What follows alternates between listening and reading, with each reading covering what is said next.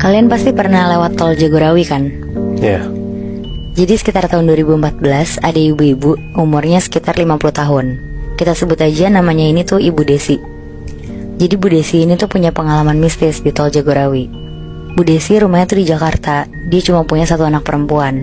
Anaknya itu tuh udah nikah dan tinggalnya di Bogor. Jadi Bu Desi karena single parent, setiap minggunya tuh dia selalu nyamperin anak sama cucunya ke Bogor.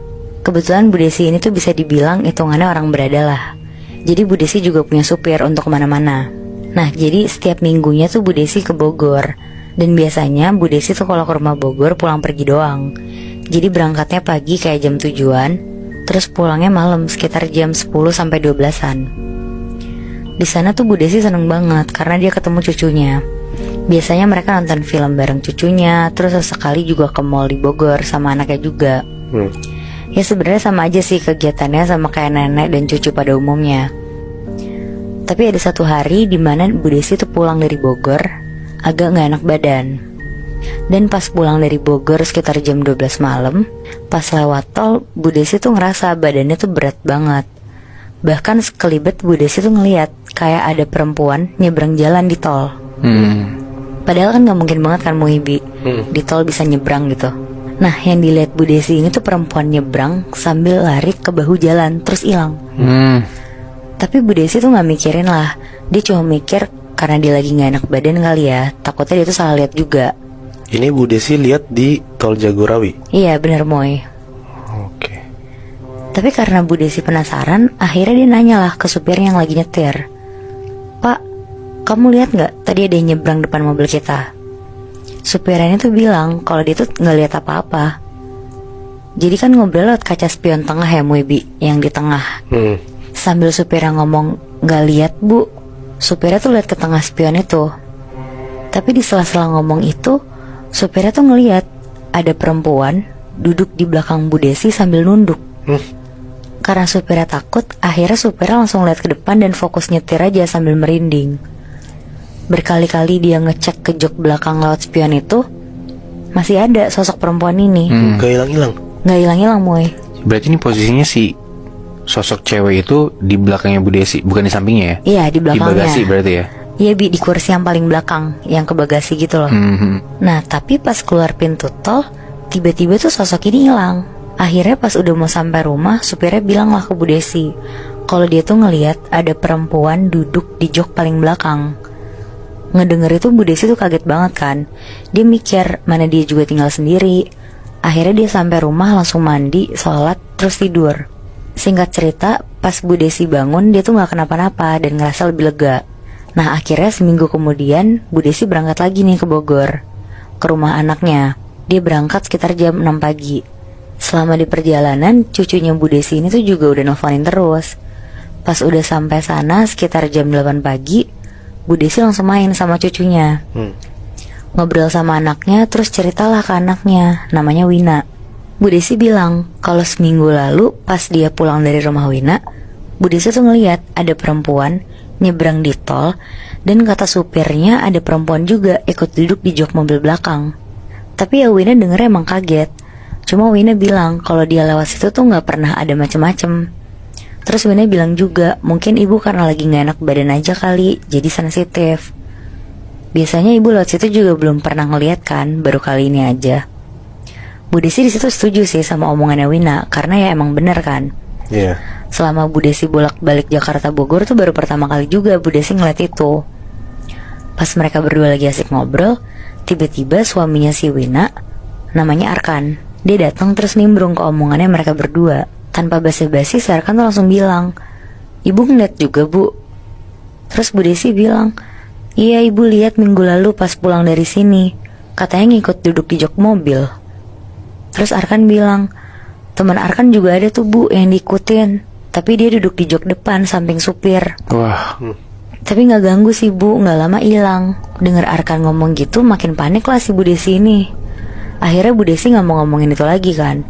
Bu Desi lanjut main sama cucunya, makan siang bareng. Pokoknya Bu Desi ngabisin waktu di hari itu sama cucunya. Sekitar jam 10 malam Bu Desi tuh mau pulang. Pas mau pulang Arkan nyeletuk ke Bu Desi, Bu, kalau ngeliat lagi gak usah dipikirin ya, iseng doang paling. Terus Bu Desi bilang, iya semoga gak ketemu lagi ya. Akhirnya pulanglah Bu Desi sama supirnya berdua. Pas udah di perjalanan pulang, Bu Desi lupa banget. Dia baru ingat kalau dia tuh belum sholat isya. Akhirnya Bu Desi bilang ke supirnya untuk berhenti di salah satu rest area.